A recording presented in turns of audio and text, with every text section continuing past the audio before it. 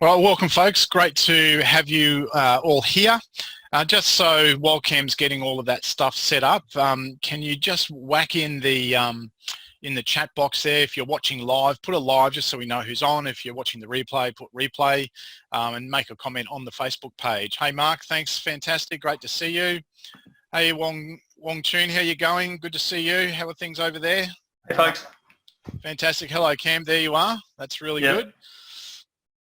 Just bear with me a sec. So we're just trying to get it to live, folks. It takes a little bit of mucking around when we first get there. So yeah, absolutely. Steve will entertain you for a little bit. Well, I'll entertain myself as much. I was just, I was saying to you off air how one of my clients in South Australia, we just did I wrote an email for them.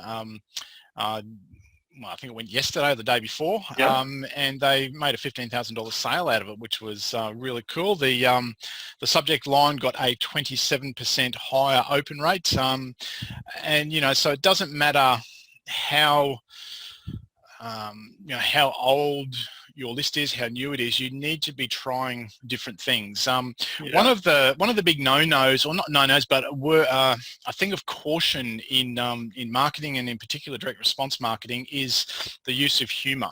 And one of the issues with humor is that if the humor falls flat, or the reader or the watcher doesn't get the humor, then you've got no chance of selling. So that's why there is a lot of caution around humor.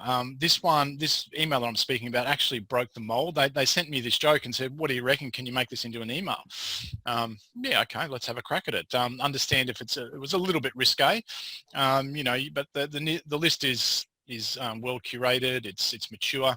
It has solid engagement. So there was a pretty good chance that it wouldn't produce a flood of unsubscribes because they were all offended. And like I said to you, it got a 27% higher open rate, which pushed their open rate up into the low 40%, which is fantastic, and resulted in a sale. And understand too, it was the subject line, it was the first line of copy, it was the joke, the way it was told, and then it was the transition into the hey, check out the catalog, check out the latest specials, and then a tie into the joke at the end as well. So you try things, by all means, try humor, but make sure you still do it with the sales focus or with your sales goggles on, if that makes sense. Yeah, that's really good. It's really good, Steve. So just bear with me. All right, so the first thing I want to talk about is like what a good content piece looks like a Google friendly content piece. And you may or may not seen this before, and this is nothing new, but it's good to know. If you don't know it, you don't know it, right? So a good page will look something like this. And when I say page, what we're talking about here is like blog articles and content articles, not your main 5 pages, not your home page, not your About Us page, not your contact page, but content that you consistently add to your website. And another thing, Steve and everyone else, is that there's no use spending thousands of dollars or tens of thousands of dollars or even $100,000 on a brand spanking new website with all the bells and whistles if you're never going to add content to it. I had someone call me up the other day about building a new website, and I said to them, look, unless you're going to be adding content to that website all the time after we finish the build, I actually don't want to build it for you, because you're going to be upset that after you've spent this money and invested this money to build a website, no one's coming to it. So, it really depends on the strategy, but what we're talking about here is creating content that Google prefers and is also set up in such a way that it's engaging for the end user as well. So we've got to make it friendly for the end user, and we've got to make it likable for Google. So, and sorry, Cam, to interrupt you. I think another part of that too is make it, I don't want to use the word easy, but make it as easy as you can for the creator of it, right? That's important as well. Yeah, absolutely. So it all starts off with obviously the headline, Steve. And you're big on teaching headlines and teaching how to create that curiosity and get them to take the next step. So it all starts with that big headline and getting the headline right. After you've got the headline right, it's really super important. And remember, what we're talking about here is blogs. Okay, blogs, not normal pages. These are blog pages, your content pages, right?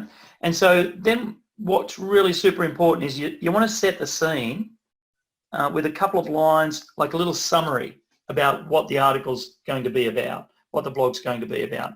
And then what I recommend to my clients and the people that we work with, if at all possible, and you've already got a video for this, or you've already even created the video, you should have a video on there as well. And that video can be about it should be what the article is about as well. And then of course, you'll have the rest of your text on there, which is what it's about. And then every so often, it's really super important to have what we call H2 tags. And these H2 tags are like headlines that stand out about the next section. And I'm kind of running out of room, but, and then that would stand out. And so ideally, if I just grab the eraser and just rub that out and just redraw another page over here, ideally what you should have is you should have these H2 headlines. If you're going to teach the 3 or 5 things about whatever it is, the 3 big keys for Facebook marketing, or the 5 ways to increase your organic traffic to your website, right? If I could just jump in there too, just from a copy perspective, the H2 headlines are really important for the skim reader. Yeah. People fall into one of 2 categories. They're usually the anal every word reader, or they're the skim reader who sort of just quickly scans down and then looks for whatever interests them. And the thing is, you never know which reader you're going to get, so you have to have what is called the dual readership path. So your H2 headlines and your normal text. So that's really important. Plus, the other thing, having the headlines in there, the H2 headlines, it breaks up the text. If someone sees a whole page full of copy, it's daunting, it's hard to read, it's cognitively not easy. We want to make it cognitively easy for them. Yeah, exactly. Absolutely. And so, this area here, Steve, this would be the H2 headlines with the body text, right? That's the body text, and then you've got the H2 headlines up here. And so that would then form underneath the video. We prefer this video here to be preferably in the top scroll so they see it when they first land on the page. And as Steve said, the H2 headlines are super important from a copy point of view, but they're actually really important from Google's point of view as well, because they're scanning the page and seeing what's really useful, and those H2 headlines pop out as well. So that's kind of the setup of the page. There's probably only one other thing that I would add to that, and that is at the bottom of the blog. Well, and I just killed it. At the bottom of the blog, you then have your summary, right, of the intro. So you've got the intro up here, you've got the summary down there, and then, if there was some sort of call to action or lead magnet, you could place it at the bottom there as well. The only other thing I will say about blogs and articles is this. Pages can be divided up into a blog, and the best pages are what we call a 3/4, 1/4. And what that means is that this blog here forms the 3/4, so it's all in this section here, in 3/4 of the page. And this last little section over here, and you've obviously seen this before, it kind of lists the previous blogs, and things like that. But you can also put like what's called a widget in there, and the little widgets, they could go to your lead magnet. So this could be a lead magnet for a book. The next widget under that could be, for your next training or your next webinar, or to book a consultation, or to book a free quote. So that's a nice little way of, allowing someone to read the blog and skim down through the blog, but also they've got other things to do over on the side here, rather than just have that plain looking page. So that would be how to set up a page, how to set up a blog, and what that would look like, or what that should look like as you create one blog. So before I kind of start on the next section, does anyone have any questions or comments about that? Can you be an anal skim reader? Thanks, Bruce. Can you be an anal skim reader? I would suggest, Bruce, you probably can. Probably can. Yeah. So the next section, Steve, I want to talk about is how to create your own interweb, if you like, and your own content that Google really loves and will allow you to get more organic website traffic than your competitors. So here's what most people do when they build a blog. they'll create content on their website. I keep using that eraser. They create content on their website and they go, okay, we're going to do 3 blogs a month. And so this first blog could be about topic 1. And then they go, okay, they write that, they spend a lot of time writing that, and then they go and create a completely different topic over here, and that's topic 2. And then they create another completely different topic over here, like on the next blog, the 3rd week or the 3rd month, and that's topic 3. Now the problem is that none of these topics relate to one another in any way, shape or form. Like they're still part of your business, whatever it is that you do, whether you're a personal trainer, a naturopath, but they're not specifically related, if you know what I mean. So the key to all of this is to make sure that when you write your blogs and you're planning your content marketing framework, is that you write so that when you create 3 or 4 blogs, they're all related, because what your competitors are doing is just what I showed you. They're just creating blogs, but they're so random, they're not connected to each other, and then that doesn't rank well, and it's not a good experience for the user. What Google is looking for is what we call an inbound marketing methodology, and I'll draw that out now. So the inbound marketing methodology starts by creating one blog or one piece of content that does all the heavy lifting for the other pieces. Now you'll set it up using that framework, and I'm not going to change colors because I don't want to slow down, but you'll set it up using that framework that I taught you at the start of the training today. But the key to this one is that it must be 1,500 to 2,000 words, right? So let's call it like 2,000, like 2,000 words. Oh, let me rub that out. That's not a good one. So let's just do that really quickly. 2,000, right? Not a rule, by the way. This is not a rule set in stone. This is just based on experience and our research, what we've done for many different clients. So 1,500, preferably 2,000 words. So it's a heavy lifting pillar post. So we call it a pillar post, right? We'll just call it PP in here. Or the other name you might have seen on the internet is called a cornerstone content. And it's the cornerstone, or it's the main one that holds up all of the other posts. So you create this pillar post, and this pillar post is 2,000 words. It's got video on there. If you've done a podcast, you can embed your podcast, audio on there. It's got pictures. So you want to make it as interactive as possible, right? So it's got all of the things that's going to really engage the reader and going to give them a good experience. But it's just based on that one theme, if you like. Now then what you do is you go and create smaller, what we call topic clusters that are 400 to 500 words only, so smaller blogs. However, they're all closely related to this first pillar post that you did. And preferably, if you can, and I'll just rub this, well, You're doing well with it, Cam. It's looking good. This is my first time doing this. Yeah, so bear with me. doing a great job. So the next one over here, so preferably you've got 3 of these topic clusters. Now, these topic clusters are the same theme as this one over here. However, they are their own subtopics of the same theme, and I'll give you an example. This pillar post could be, folks that know me and have listened to my story know that I've come from a swimming background and triathlon background. So I'll use that as an example. So this pillar post, if I was writing for an Ironman triathlon coach, this pillar post could be the 7 ways to take 1 hour off your Ironman finish time within the next 6 months, okay? Now, for those that may or may not know what an Ironman triathlon is, it's a 3.8 kilometre swim, 180 kilometre bike ride and a 42 kilometre run.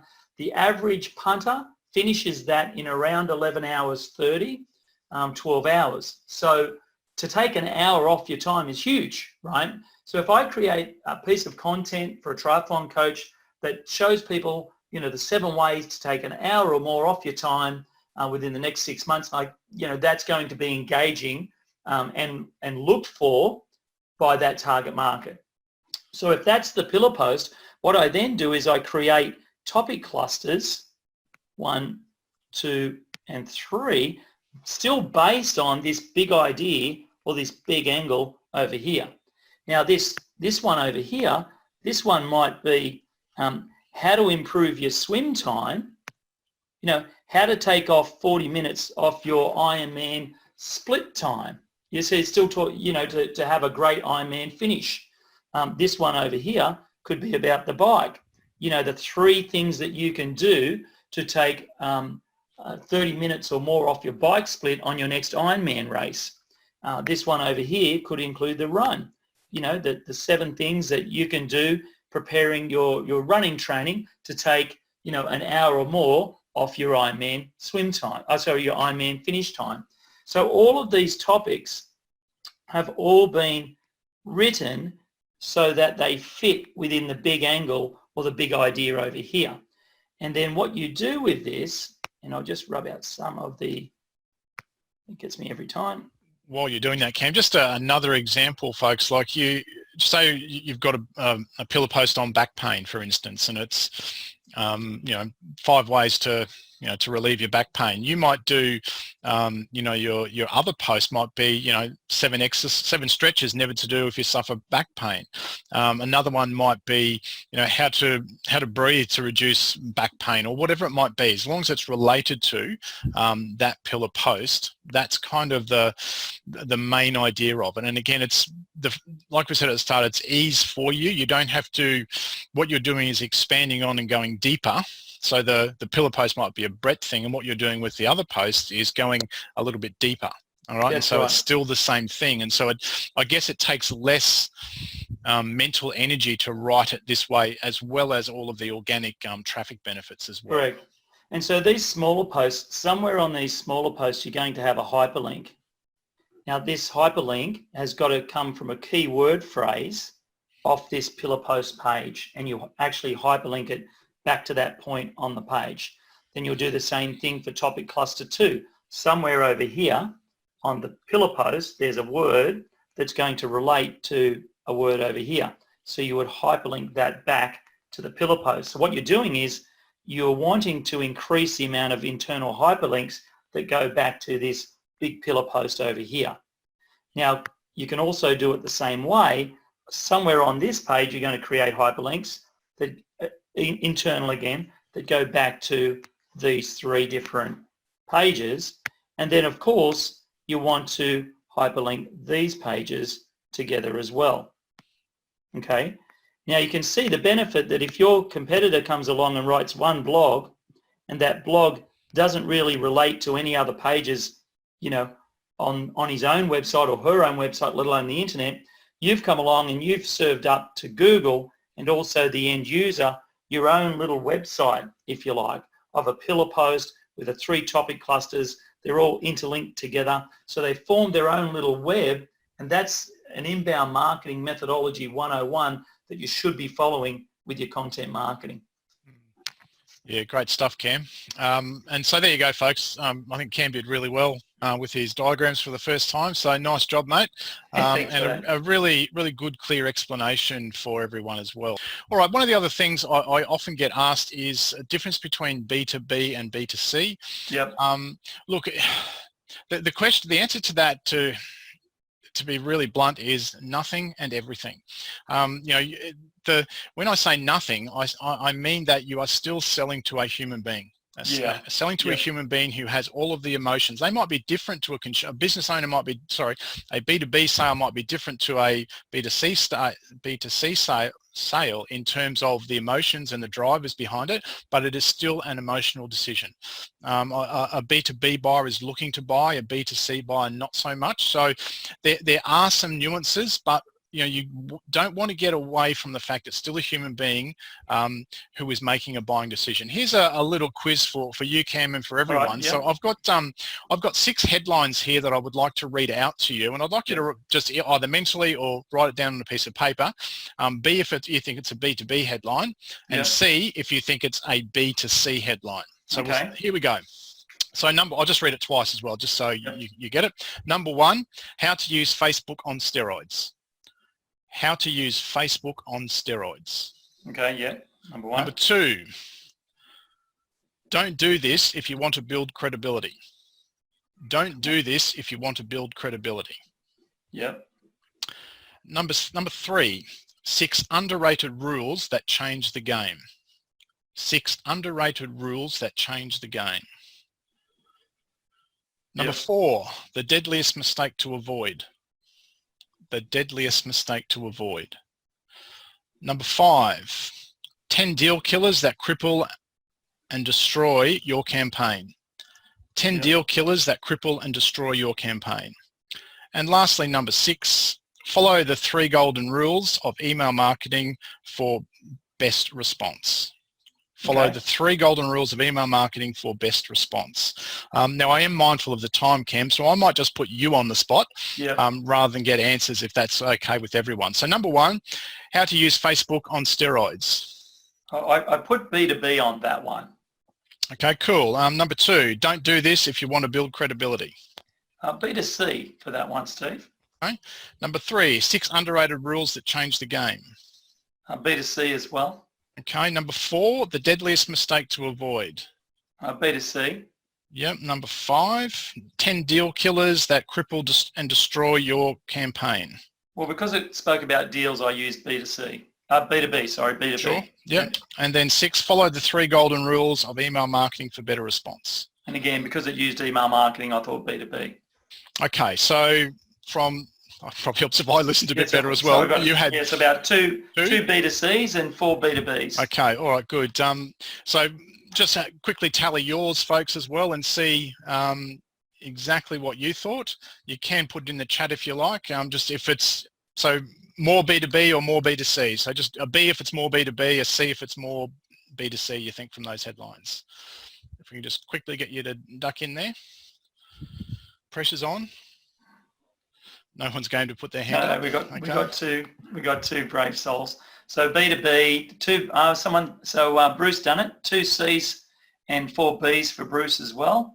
Mark said C. Yeah, so that's good. Okay. And 4 B2B's for Lila. Yep. Thanks, Lila. Thanks, Mark. Thanks, Bruce. Excellent. And 2 C's for Lila. 4 B's and 2 C's.